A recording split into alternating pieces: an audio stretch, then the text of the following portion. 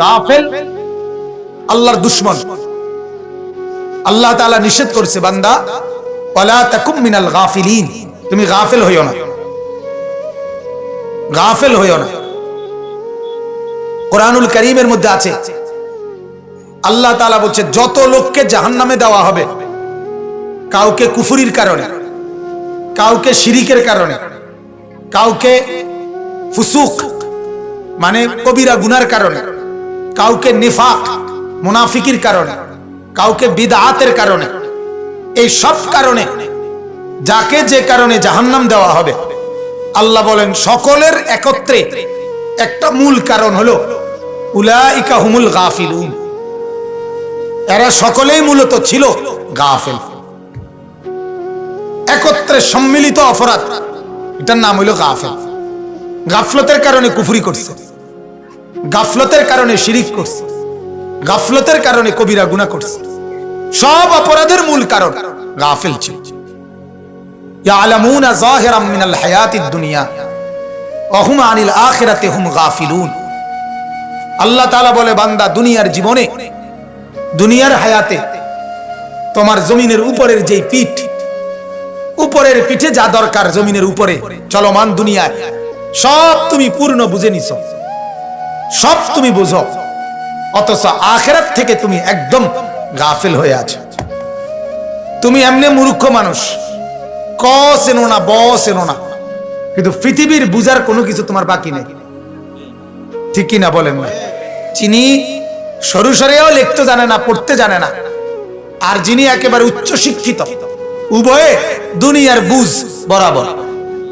দোনোজনেই শিক্ষিত হোক মূর্খ হোক, বেড়াও চিনে, বেটিও চিনে, রাত দিন, আলো বাতাস, রোদ বৃষ্টি, হাসি আনন্দ, সুখ দুঃখ, মাল আসবাব, সবকিছু দোনোজন সমান বোঝে। বুঝে কিনা বলে?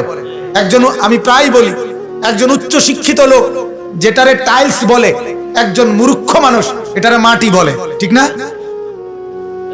একজন ডক্টরেট ডিগ্রিধারী ব্যক্তি যেটারে ফাঙ্গাস মাছ বলে, একজন মূর্খ মানুষ এটারে তেলাপিয়া মাছ বলে। কি মাছ কয়? তো হেতে বোঝে নাকি? আপনি বলেন কিতা বোঝে না? সব বোঝে। বিএসএ কার নাম, সিএসএ কার নাম, আরএসএ কার নাম, তার 14 গোষ্ঠীর নাম সব জানে। এবারে আপনি শুধু লারা দিয়েছেন, শুধু আপনি শুধু লারা দিয়েছেন, দুনিয়ার সব জানে, সব বুঝে, সব বুঝে। উনি কোনো খাটের সোফা কয় না, সোফারে খাট কয় না, জিডার নাম জিডে ইডেই কয়। ঠিক কি না বলে? আল্লাহ তাআলা বলে, বান্দা দুনিয়া তো পুরা বুঝলা, কিন্তু আখিরাত থেকে কি হয়ে রইলা? গাফিল হয়ে রইলা। কোরআনুল কারীমের বেলায় বললে, না হুজুর আমি মূর্খ মানুষ, কোরআন শরীফ পড়তে পারি না। তো মূর্খ মানুষে প্রত্যেক বেলা গোস্ত মাছ খানকা, আপনি তো মূর্খ, আপনি তো সব বেলা আলুর ভর্তা ডাইলে না খাওয়ার কথা, কথা বলেন না কেন? মূর্খ মানুষ হওয়ার পরেও দুনিয়া পুরাটা ভোগ করতে তো আপনার শরম লাগে না? কথা বলেন? তাইলে আখিরাতের ব্যাপারে বললেই আপনি আত্মা ছেড়ে দেন। একটু জিকির করেন, তাসবিহ পড়েন, কোরআন পড়েন, তাহাজ্জুদ পড়েন, তেলাওয়াত করেন। না হুজুর আমরা সাধারণ মানুষ, ইডি আমগুলো দিয়ে হইতো না, এমনি 20-50 টাকা আপনারে দিলাম, এটা দিয়ে যদি পারেন আমারে ব্যস্ত বুঝাই দিতে, তাইলে নিতেন পারেন, দরকার হলে টাকা আরো কিছু বাড়াইয়া নেন। কথা বুঝছেন নি? এই জন্য ওনার হিসাব হলে টাকা দিব না হুজুরের 100 টাকা, এটা দিয়ে 14 গোষ্ঠীর সবাই রে হুজুরের দায়িত্ব বেহেস্তে বুঝ দিয়ে আসে। এই জন্য আশ্চর্য তো হুজুরে বলে দেয়, আর হুজুরও বলে দেয় আল্লাহর কাছে, হুজুরের হিসাব হলে আমি আল্লাহর কাছে বলে দেই, ফায়সালা তো দিবে কে? আল্লাহ। আমার কহনের দায়িত্ব কইয়া রাখি, তো বলে দে সাহেবে দাওয়াতের মা বাবা 14 গোষ্ঠী যা আছে আল্লাহ সব মাফ করে দেন। আল্লাহ কয় ঠিক আছে, তুমি বলছো আমি শুনছি, বিষয়টা আমি দেখব। হাসরের ময়দানে সবাই আইতে কইও, ওই সময় দেখবা ফিডা কারে, ওই সময় টের পাইবে। হ্যাঁ ওই সময় টের পাইবে। উহশুরুল লাযীনা যালামু ওয়া আযওয়াজাহুম ওয়া মা কানু ইয়াবুদুন মিন দুনিল্লাহ।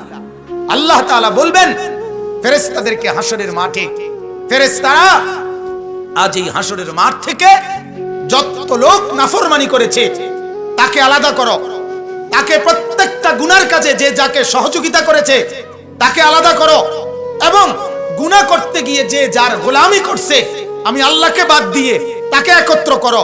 প্রতিটি অপরাধের সাথে সম্পৃক্ত কমপক্ষে 3 জন গুনাহগার, গুনার কাজে সহযোগিতাকারী, এবং গুনাহ করতে গিয়ে সে যাকে অনুসরণ করছে সে, আল্লাহ বলবেন ফেরেশতা 3 জনকে একত্র করে ফাহদুহুম ইলা সিরাতিল জাহিম, আমার জাহান্নামের রাস্তা দেখায় দেয়।